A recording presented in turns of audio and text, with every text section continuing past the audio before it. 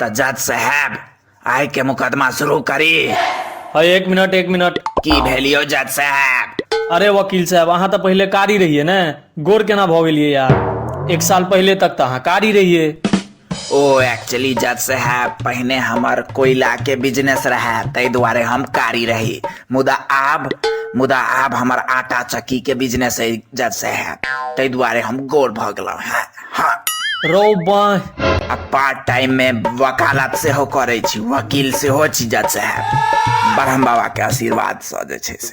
कोयला बिजनेस केना ठप भ गेल भाई? जज साहब की कहू, ब्रह्म बाबा के आशीर्वाद से जे छै से लॉकडाउन के कारण जे छै से हमर बिजनेस ठप भ गेल। लॉकडाउन में सोचने रही जे सिगरेट पीनाई छोड़ देबै, मुदा उल्टे सिगरेट के संगे संगे बीड़ी पीबे के सेहो आदत लग गेल यार जज साहब, ब्रह्म बाबा के आशीर्वाद से।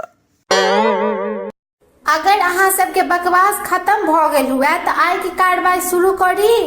है अहाँ सुप्रीम कोर्ट आके हमर कहे के मतलब है जे अहाँ सुप्रीम कोर्ट के जज से एना बात नहीं कह सकै छियै। ऑब्जेक्शन माय लॉर्ड। अहाँ के पता अछि जज साहब पिछला 30 साल से गीता के उपदेश सुनैत आबि रहल छथिन और अहाँ एहन पवित्र आदमी के जे छै से एना बात कर रहल छियै।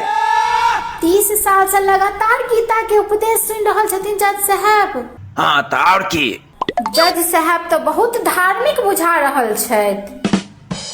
थैंक यू सो मच वकील जी। अरे जज साहब के घर वाली के नाम छन गीता यार।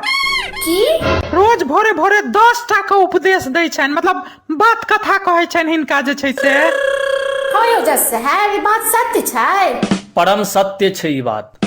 घर वाली पर तो मुंह होत रहिए दफा 3255 लगा दिए, मुदा साइड सबके मुंह देखे छिए तो शांत हो जाए। खैर